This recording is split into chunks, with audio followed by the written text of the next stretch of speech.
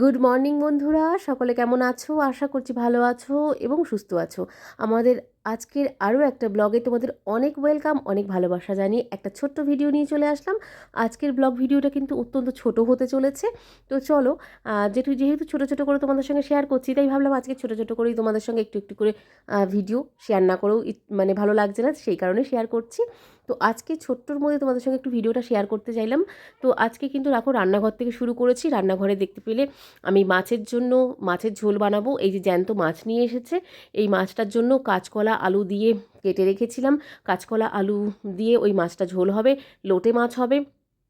সেগুলো তোমাদের সঙ্গে মানে কম বেশি শেয়ার করেছি। আমি ভালোভাবে তোমাদের সঙ্গে শেয়ার করতে পারিনি, কারণ আজকে আমি খুব চাপের মধ্যে ছিলাম সকাল থেকে। তো বাইরে আসলাম একটু তুলসী পাতা তুলতে, তাই ভাবলাম আমার বাড়িতে টুকটাক গাছ বুনেছিলাম, সেটাই তোমাদের সঙ্গে একটু ছোট্ট করে শেয়ার করি।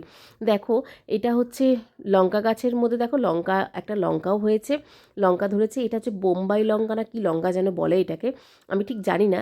তো লঙ্কাটা মানে একটাই লঙ্কা হয়েছে, ফুলগুলো আসছিলো কিন্তু ফুলগুলো না পোকায় খেয়ে নিচ্ছিল। আর এখানে ধনেপাতার বীজ ছড়িয়েছিলাম। তো দেখো অল্প অল্প ধনেপাতা হয়েছে। তার সাথে সাথে আরও কিছু কিছু সব দেখো আমি দেখাচ্ছি, চলো। কিছু কিছু ছোটো ছোটো গাছ বুনেছিলাম। এটা হচ্ছে, এটাকেও একরকম ধনেপাতা, এটাকে বিলাতি ধনেপাতা বলা হয়।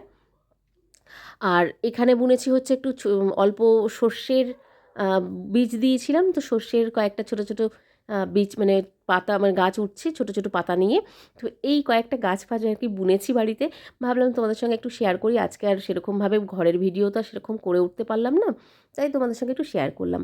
তো আমাদের এই ছোটো ছোটো ব্লগগুলি তোমাদের কেমন লাগছে অবশ্যই কমেন্টে জানিও বন্ধুরা। ভালো লাগলে একটা লাইক করো এবং আমাদের পেজটাকে ফলো করে অবশ্যই আমাদের পাশে থাকার অনুরোধ রইল সকল প্রিয় দর্শক বন্ধুদের কাছে। তো দেখো, সব জায়গাতে কিন্তু ছোটো ছোটো করে একটু একটু করে ধনেপাতার গাছ উঠেছে, তার সাথে সাথে সর্ষেরও গাছ উঠেছে। তো চলো ঘরে যাই, আবার ঘরে কি দেখা হচ্ছে। তো দেখো চলে এসেছি অনেকক্ষণই। আর এখন পুজো দিচ্ছিলাম আমি, আর বড়মশাই একটু বেরোচ্ছে, ওর একটু কাজ আছে কলকাতায়। তো ও কলকাতায় যাচ্ছে, আর আমি ভাবলাম তোমাদের সঙ্গে একটু শেয়ার করে দিই। পুজো দিচ্ছি, সেই পুজোর জন্য কিন্তু একটু ভাবলাম তোমাদের সঙ্গে একটু শেয়ার করি। এখন আমি গোপুসোনাদেরকে স্নান টান করি, ওদের সোয়েটার স্নান আমি সকালেই করাই।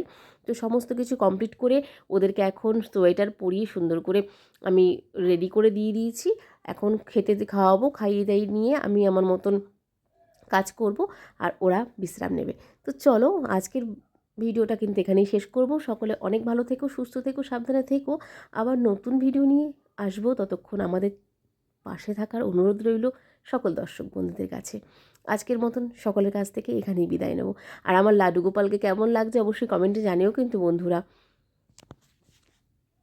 আজকের মতন সকলকে টাটা।